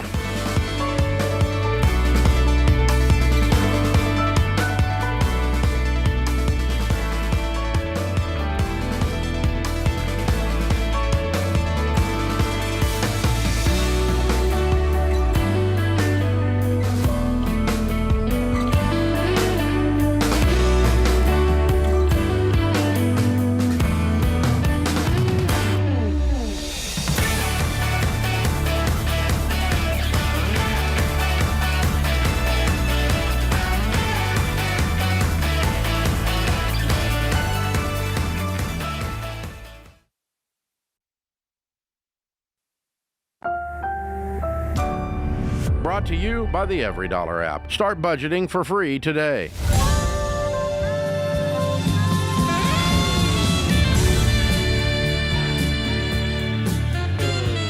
Live from the headquarters of Ramsey Solutions, it's the Ramsey Show, where we help people build wealth, do work that they love, and create actual amazing relationships. Jade Warshaw, Ramsey Personality, is my co-host, #1 best-selling author today. You can call us at 888-825-5225. Christina starts off this hour in Pittsburgh. Hi, Christina. How are you? I'm good, Dave. How are you doing? Better than I deserve. What's up? Okay, so basically, recently my dad has called me out for overpaying what they call a penny delegate for, or he calls them insurance scams, but I am paying a company called SureMed to basically be the middleman for covering health insurance, dental, and vision, and wait a minute, slow down. I can't understand you. You're paying a middleman for health insurance? Yes, but they also say that they give you like a $500 or $5,000 benefit for them to take care of it for you. So I have an agent through Penny, our health insurance marketplace, that I'm supposed to be paying them $150 a month, but I'm still getting a bill from Highmark, and I'm just confused as to why. I am too. Like you know what I mean? I am too. Okay. So health insurance is pretty simple. When you buy health insurance through an insurance agent, the health insurance company pays the agent the commission. You should not have an additional commission on top of that. Your dad is right. So how do you feel about insurance brokers? Are they necessary? Or an insurance broker taken? Represents several different companies, and when they sell you insurance for one of those companies, that company pays them. You do not pay an insurance broker. Oh my gosh. I love insurance brokers because they, for instance, we endorse Jeff Zander at Zander Insurance for life insurance. They're a broker. They're an independent agent. They don't sell for just one company. They sell about 40 or 50 different companies for life insurance, or whatever the number is, okay? And when you send them a note and you say, hey, I want to buy life insurance, here's my age, my medical condition, they shop among all the different companies for your situation and get you the best price for the amount of insurance in your situation, and then you buy it through them, and that company pays them a commission. You simply buy the life insurance, and that's the way health insurance works too. Okay. So I think your dad's right, kiddo. Mm-hmm. Yeah, I think he's right too, Danny. Yeah. Right, so how old are you? I'm 24, sir. Okay, and you do not have health insurance through your workplace? No, sir. So you're just trying to buy it in the open market? Yeah, but since I have a 2-year-old, so it got kind of complicated to think about, like, or not complicated, but you know what I mean. I just kind of want to see, like, what the best care for her is, because I really don't go to the doctor unless I'm, like, dying. Mm-hmm. So I thought that would be, like, a good thing, because they called me, and I was like, oh, this sounds like a good deal, and I guess I should have called my dad first before I agreed to it. 'Cause you're fine. Yeah, I think you can cancel it, and you're going to be just fine. We've got a company that we endorse for health insurance that will shop among the health insurance companies, a real broker, okay? And they're not, it's called what again? Health Trust Financial. Health Trust Financial. They just renamed it. That's why I couldn't think who it was. It's a guy we've worked with for 15 years. But Health Trust Financial, and the guys at Health Trust Financial will shop among different companies and get you the best price in your situation. You will not be charged a dime by them when you buy health insurance through them. If you do, the health insurance company pays them a commission. Okay?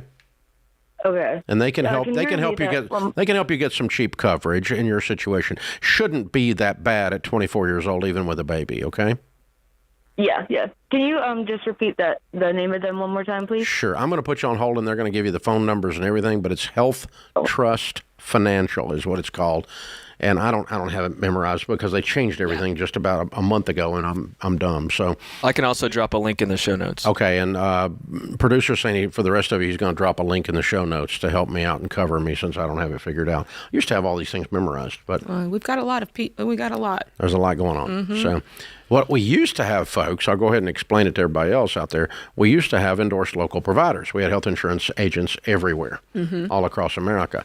And basically the health insurance business has almost collapsed. There's very few operators left after Obamacare. It put most of them out of business. And so this guy was one of our largest ELPs back in the day, and he formed Health Trust Financial, and he's got a group of agents around that serve people, and he's been able to navigate and stay alive and make a living and help people after Obamacare, where most of them weren't able to. And that's why this all changed, because we used to just say, go to RamseySolutions.com, click on Health Insurance ELP, and you'll find one in your area that is an insurance broker, and they'll shop it for you and get you the best deal. That's what we did for 15 years around here. And then it's taken about a decade for the Obamacare to completely, basically destroy the health insurance world. Took out 90% of it or so. So it's a mess out there. But anyway, this guy, they do a great job. They're good people. And in this environment, they're going to get you the best possible deal. So I'm proud to endorse them in this situation. So very cool stuff. Natasha's in Tampa. Hi, Natasha. Welcome to the Ramsey Show. Hi, thank you. I'm excited to be here. How can we help? So basically, my question is, when should my daughter get a bank account? I open a bank account for a child as soon as they're born, and I throw gift money and other stuff in there just to let it start building up, because somebody's got to pay for their first car, and it's not going to be me. Yes. And then as far as the bank account goes that they actually operate their lives out of, 14, 15, or 16, depending on their personal maturity. Rachel Cruz and her brothers and sisters all had one at 14 and 15, had their own debit card. The only thing was they did not have free reign. Old dad was checking it all the time to see what you were spending, where you were spending it, how you were spending, and that you were managing the account correctly. Because this is not a right, this is a teaching aid. I agree with that. I had mine at 16 when I got my first job. I had one at 12 and kept a full checkbook because I was running a little lawn care business. Yeah. And my parents taught me how to do that. And so what a blessing. And then we actually, and back when the dinosaurs roamed the earth, there was a class in high school called General Business. Okay. And they would teach you how to actually reconcile and do a hand-kept checkbook back when people did that. This is long before the digital age, boys and girls. But anyway, yes, and yes. But it's not an entitlement and it's not a right. It's a teaching tool. Like when a teenager has a job, it's not their money. Well, they earned it. Nah. I allowed you to work and earn some money as a teaching situation. Yeah, they don't get to go do whatever they want. You don't get to go do whatever you want. You get to do whatever you want when you pay all your bills. Okay. And don't live here anymore. That's the only time you get to do whatever you want. This is The Ramsey Show.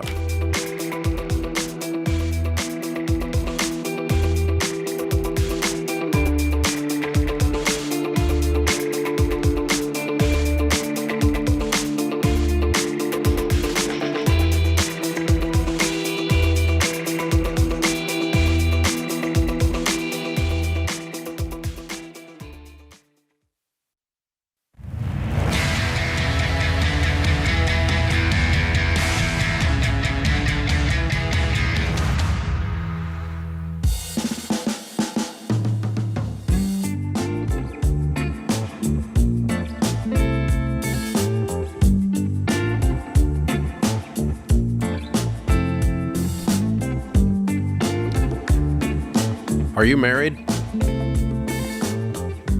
The number one cause of divorce in North America today is money fights and money problems. Number one disagreement. If you get money disagreements out of your marriage, for most of you, it completely changes everything.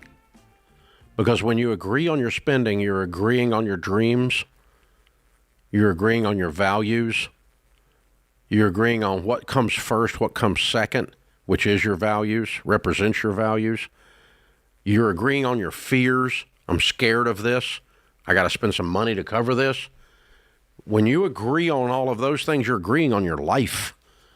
You're adding a level of unity, a level of oneness to your communication and to your marriage that nothing else will do.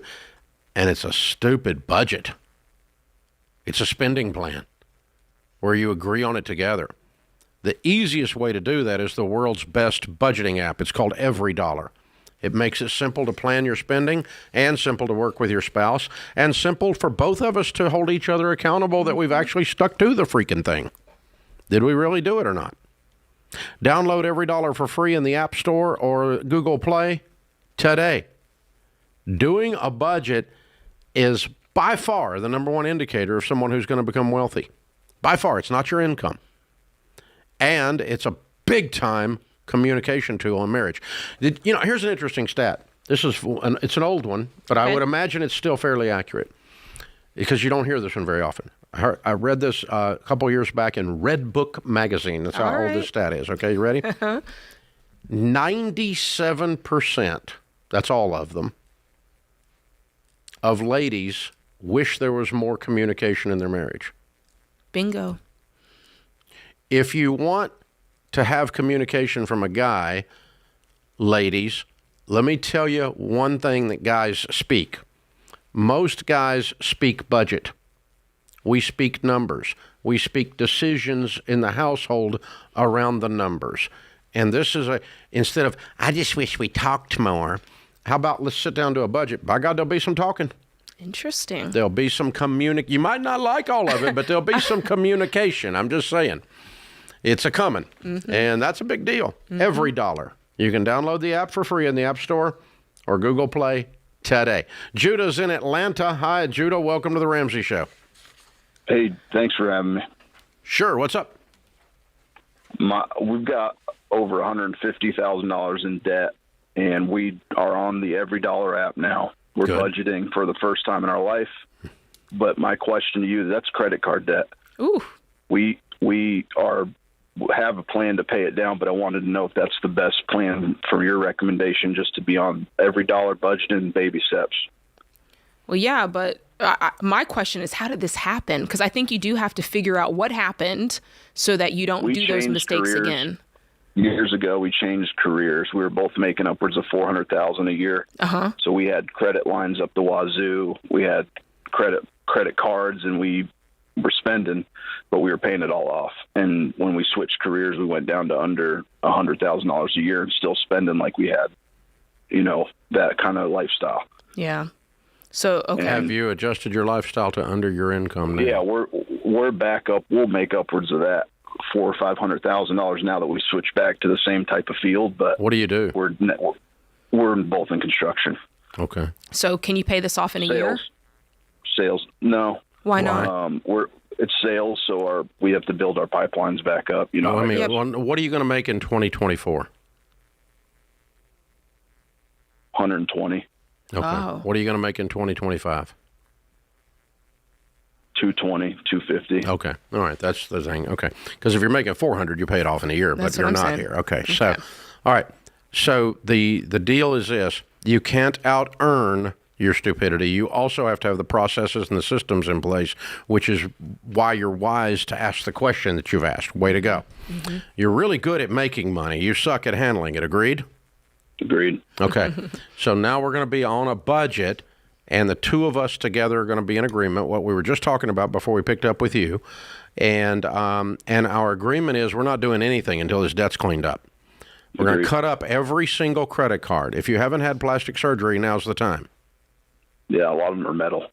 That's all right. Destroy them. Yeah, get a Sawzall. Heavy metal. You're in construction. You can figure it out. They die today. Okay. You don't keep a single credit card. Agreed. Agreed. These are snakes. They bite. They've bitten you. Don't play with snakes.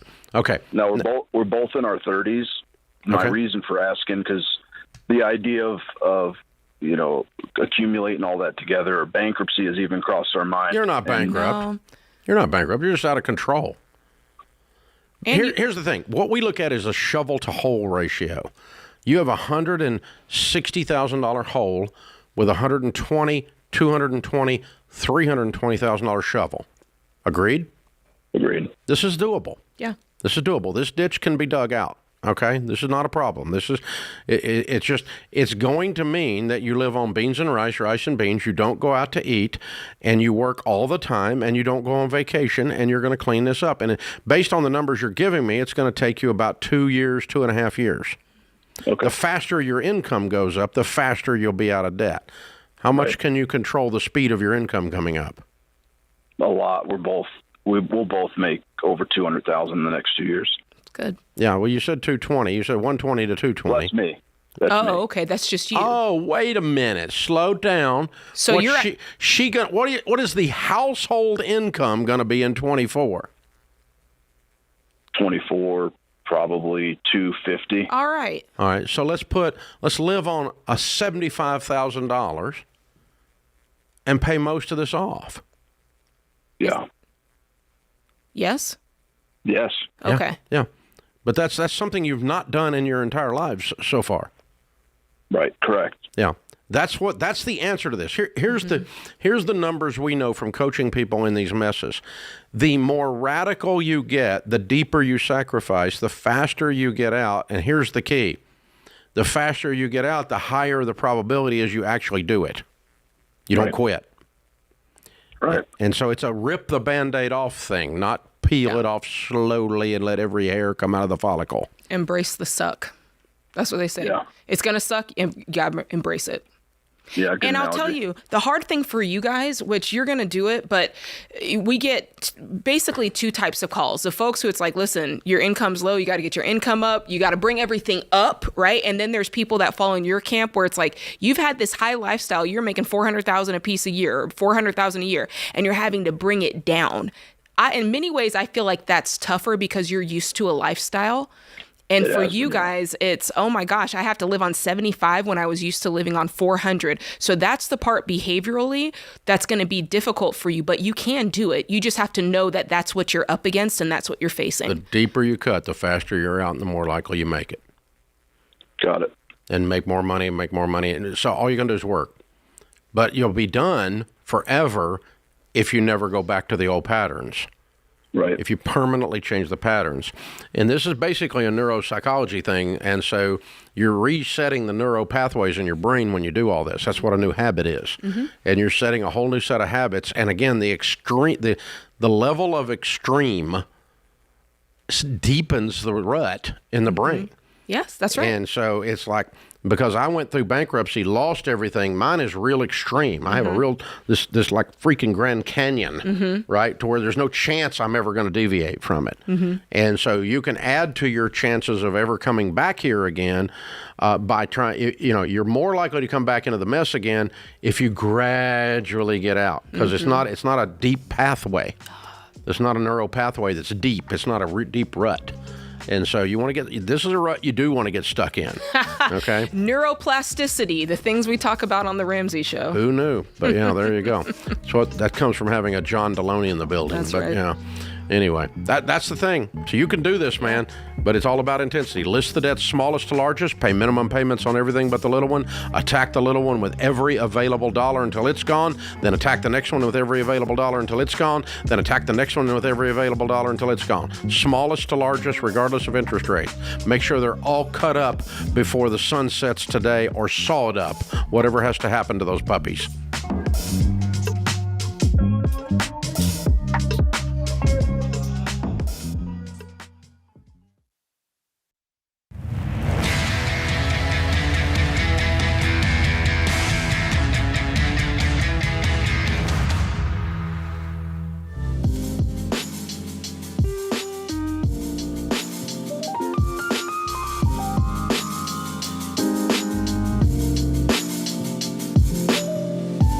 Jade Warshaw, Ramsey Personality, is my co-host today. Ted is with us in Raleigh, North Carolina. Hi, Ted. How are you? Hey, Dave. I'm doing okay. Thanks for taking my call. Sure. What's up? So, question for you. My wife and I, last year, we bought too much house. And to change our situation, we've chosen to sell. We're running into some roadblocks. And so I wanted some guidance. And I'll jump into the numbers with you. Okay. What are the roadblocks?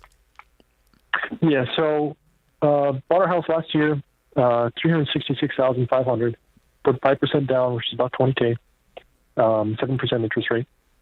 Currently, we still owe $342,000. And our wait. How do you owe $342,000 when you only borrowed $246,000? Sorry, $366,000. Oh, $366,000. Okay, and you put 20 down, so you had a $346,000, and now you owe $342,000.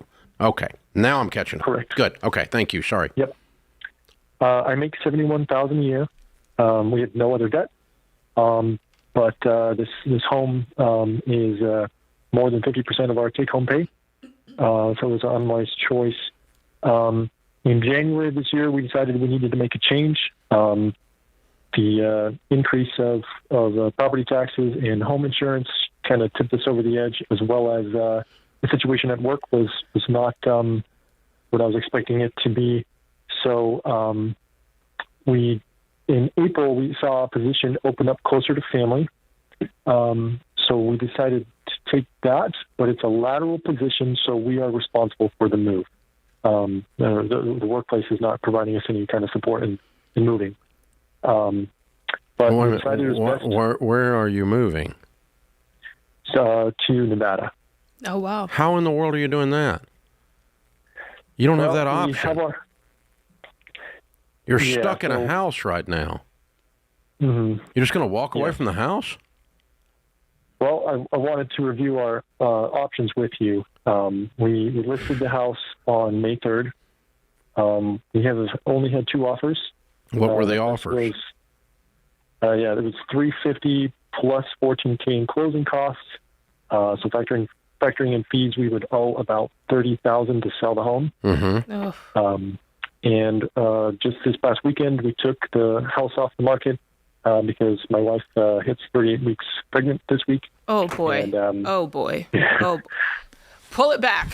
You need to pull it back. Did you already quit your job? Well, I have made yes, I did make the change to the new team. So you're expected in Nevada when?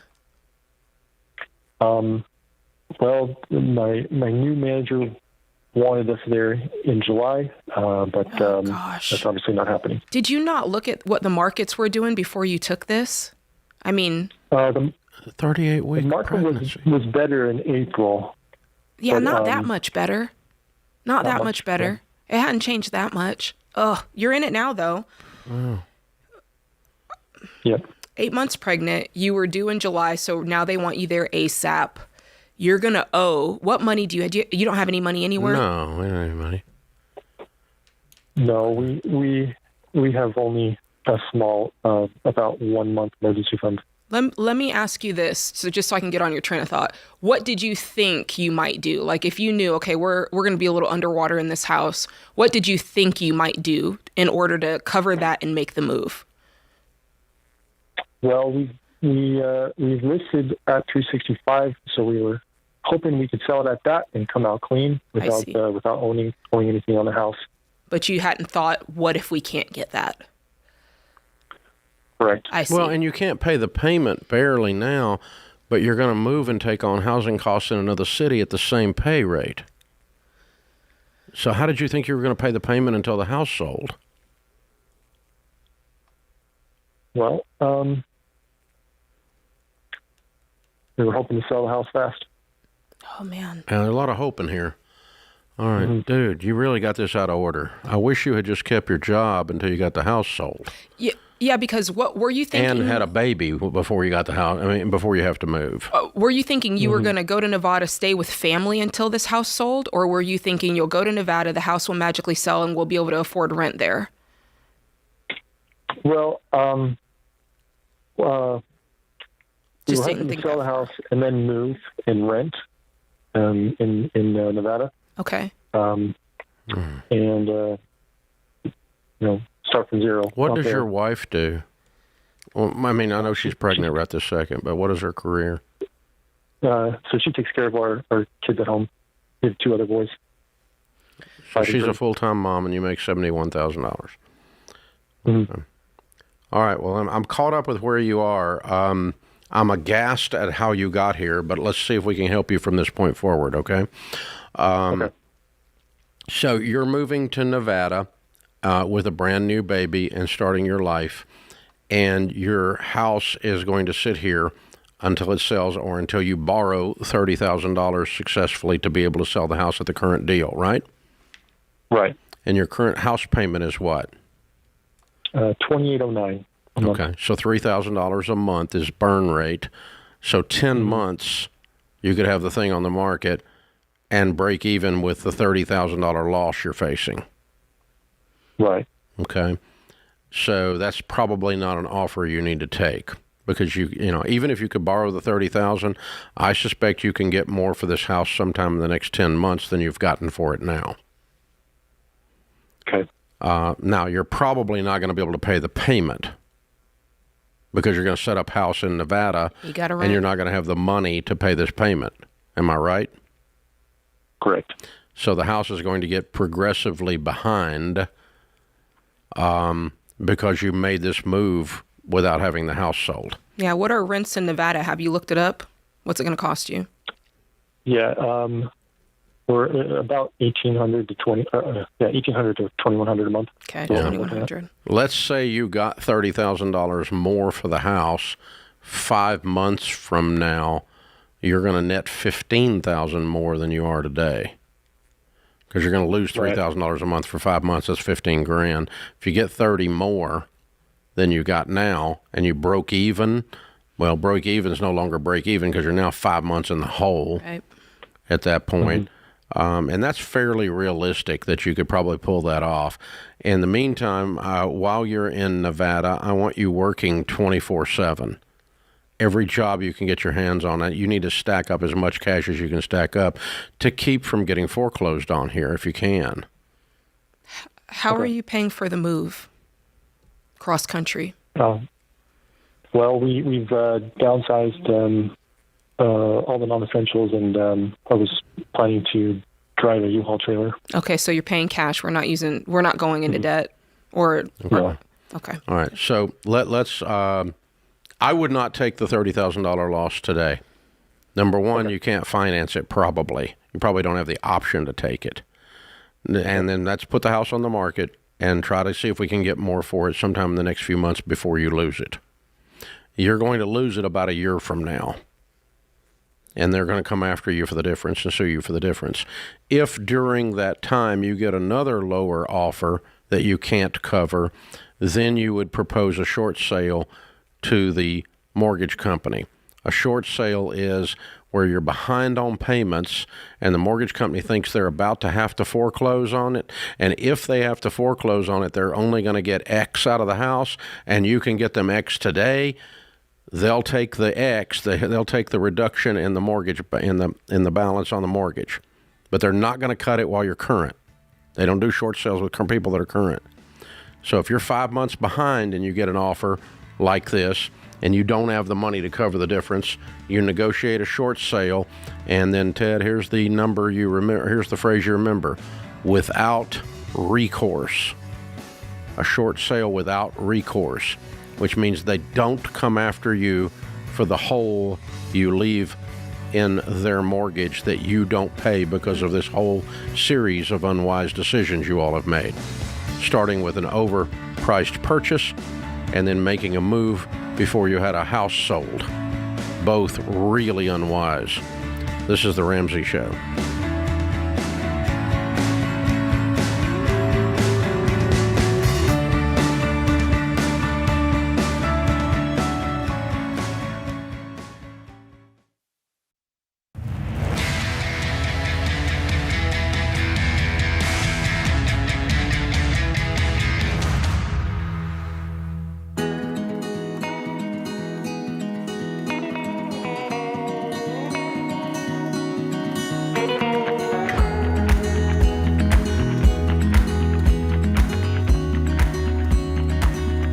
Our scripture of the day, 2 Corinthians 4:16, therefore we do not lose heart, though outwardly we are wasting away, yet inwardly we are being renewed day by day. Fred Smith, that would be FedEx, said losing is a temporary condition, quitting is an attitude. Okay, Jade, I don't know why, because it seems so bloody obvious to me, but I'm still feeling the need to go back and say, okay, let's pretend that we could revisit our last caller before he made some of these decisions. Yes. All right. You buy a house that you can't afford. Now, lots of people have done that. Yes. And your house payment's 50% of your take-home pay. This, by the way, is mathematical suicide. The stupid mortgage company will approve you for it, but there's no chance this is sustainable. Okay, he did that in October for $366,000. Put down $20,000, which, by the way, now we've lost that money. Yeah, $20,000 is gone. Poof, it's gone. Okay, because we bought a house we couldn't afford, and we put ourselves in a crack. All right, now make $71,000. Mom does not work outside the home. Has 2 kids and 1 on the way any minute. We have a toxic work environment, right? Okay, yes. That's what he said. That didn't exactly what he didn't call it that. He called it something else. But the current job wasn't what it was supposed to be. It wasn't what it was. Yeah, something like that. Okay. So what should you do in that situation? Well, your wife is about to have a baby. You are about to have to sell a house and change jobs. Okay? You've got to put this stuff in the right order, or you make a bad situation really bad. Yeah. Okay? So you do not have the luxury of leaving the toxic work environment unless they fire you. You want to create stability. You have to stay there until the baby comes and the house is sold. Absolutely. Period. And if you can't pay the house payment because it's so tight, you have to work an extra job. Yes. Suck it up, buttercup, and take care of your family, your wife, and your baby and your obligations. Not it's not working out at work. Yeah. I'm sorry. That's unacceptable.